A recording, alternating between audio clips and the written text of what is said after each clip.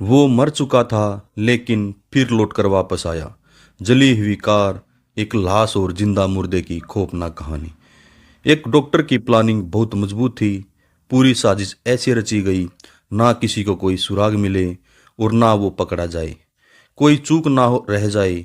इसके लिए उसने क्राइम पेट्रोल का एक ही एपिसोड 10 बार देखा। लेकिन उसकी एक चालाकी उसके ऊपर ही भारी पड़ गई। 23 दिसंबर 2024 की सुबह, हड्डियों को कपाने वाली ठंड और यूपी के सहारनपुर में बिजोपुर नहर के किनारे का सुनसान इलाका। झाड़ियों के किनारे बनी 6-7 फीट चौड़ी एक कच्ची पटरी पर इक्का दुक्का लोग ही कभी कभी निकलते थे।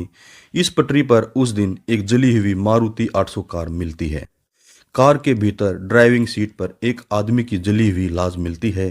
पुलिस को खबर मिलती है और कुछ ही देर में सायरन बजाती हुई गाड़ियां मौके पर पहुंच जाती हैं। फोरेंसिक टीम को भी बुला लिया जाता है। लाश पूरी तरह जल चुकी थी, शिनाख्त का कोई जरिया नहीं था। ऐसे में पुलिस गाड़ी के रजिस्ट्रेशन नंबर को ट्रेस करती है। पता चलता है कि ये मारुति कार कानपुर के किसी शख्स के नाम पर है, लेकिन इसे करीब 8 बार बेचा जा चुका है। जांच पड़ताल होती है तो पता चलता है करीब 2-2.5 महीने पहले इस कार को बागपत में रहने वाले डॉक्टर मुबारक नाम के एक आदमी ने खरीदा था। पुलिस अभी जांच पड़ताल कर रही थी कि 26 दिसंबर को सोनू नाम के एक शख्स की गुमशुदगी की रिपोर्ट दर्ज होती है। गुलजार नाम का आदमी बताता है यमुनानगर में रहने वाला उसका भांजा सोनू 22 दिसंबर से लापता है। फिलहाल वह हबीबगढ़ में रह रहा था। उन्हें शक है नहर के किनारे गाड़ी में जो लाश मिली है वह उनके भांजे सोनू की हो सकती है। पुलिस केस दर्ज करती है और तहकीकात शुरू कर देती है। इस केस में पुलिस के सामने अब दो नाम थे, पहला डॉक्टर मुबारक और दूसरा नाम सोनू।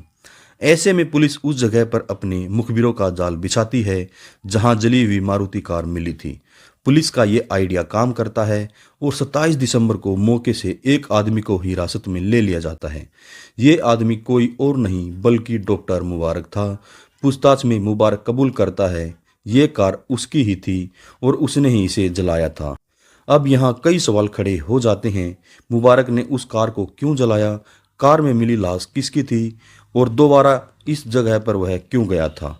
इन सारे सवालों के जवाब मुबारक की उस कहानी से मिल जाते हैं जिसे सुनकर पुलिस वालों की आंखें भी फटी की फटी रह जाती हैं। डॉक्टर मुबारक अहमद बागपत के असारा गांव का रहने वाला था, लेकिन करीब 20 साल पहले वह सहारनपुर के हबीबगढ़ में आकर रहने लगा। पेशे से मुबारक एक यूनानी डॉक्टर है और हबीबगढ़ में अपना क्लिनिक चलाता है। कुछ महीने पहले मुबारक ने बैंक से 10 लाख रुपए का पर्सनल लोन लिया। उसके अलावा कुछ और जानने वाले लोगों से लगभग 10 लाख रुपए उधार ले लिए। इसके बाद उसने 2 नई कार और 2 बाइक फाइनेंस कराई। अपने नाम पर करीब 10 लाख रुपए का लाइफ इंश्योरेंस पॉलिसी और 5 लाख का हेल्थ इंश्योरेंस ले लिया। इनके अलावा उसने एक प्रॉपर्टी भी खरीद ली। मुबारक ने सोचा कि इन सभी की किस्तें वो अपनी डॉक्टर की कमाई से चुका देगा, लेकिन कर्ज लगभग 25 से 30 लाख रुपए का हो चुका था और लेनदार अपने रुपए को मांगने अब उसके घर आने लगे थे। एक दिन मुबारक टीवी पर क्राइम पेट्रोल का एक एपिसोड देख रहा था। इस एपिसोड को देखते ही देखते उसके दिमाग में एक आइडिया आया और उसने एक खतरनाक प्लान तैयार कर लिया। प्लान में कोई चूक ना हो, इसके लिए उसने क्राइम पेट्रोल के इस एपिसोड को 10 बार देखा।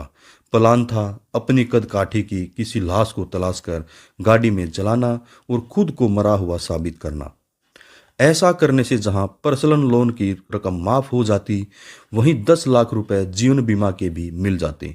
अपने प्लान के लिए मुबारक ने करीब 2-2.5 महीने पहले एक सेकंड हैंड सस्ती कार मारुति 800 खरीदी। अब जरूर थी एक ऐसी लाश की जो उसके जैसी कदकाठी की हो।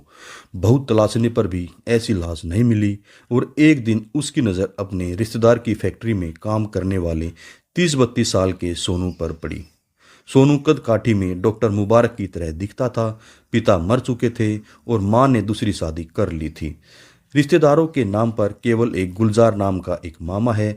ऐसे में मुबारक सोनू के अंदर अपना वो शिकार देखा जिसके जरिए वह अपनी खतरनाक प्लानिंग को अंजाम दे सकता था। मुबारक ने सोनू से दोस्ती की और धीरे धीरे उसके साथ शराब पीना शुरू कर दिया। मुबारक को अपने प्लान के लिए गाड़ी मिल चुकी थी, शिकार भी उसके सामने था और अब जरूरत थी केवल एक ऐसी जगह की जहां वो अपने नापाक मंसूबे को अंजाम दे सके। इसके लिए उसने बीजापुर इलाके में नहर के किनारे उस पटरी को चुना जहां इक्का दुक्का लोग ही गुजरते थे। 22 दिसंबर को मुबारक ने सोनू को शराब पीने के बहाने से अपनी गाड़ी में बिठाया और रात के अंधेरे में नहर के किनारे पहुंच गया। दोनों ने कार में बैठकर शराब पी और इसी दौरान मुबारक ने चुपके से सोनू के गिलास में नशे की कुछ गोलियां मिला दी। सोनू जब बेसुध हो गया तो मुबारक ने उसे ड्राइविंग सीट पर बैठाया और उसके गले से सोने की चैन निकाल ली। सोनू की पहचान का कोई सबूत मुबारक ने गाड़ी में नहीं छोड़ा। इसके बाद पीछे छिपा कर रखी पेट्रोल से भरी कैन निकालकर उसने पूरी कार पर डाल दी, फिर गाड़ी में आग लगाई और मौके से फरार हो गया। अगले दिन बिजौर इलाके के रहने वाले जब्बार अली की नज़र इस जली हुई कार पर पड़ी। उन्होंने पुलिस को मामले की खबर दी।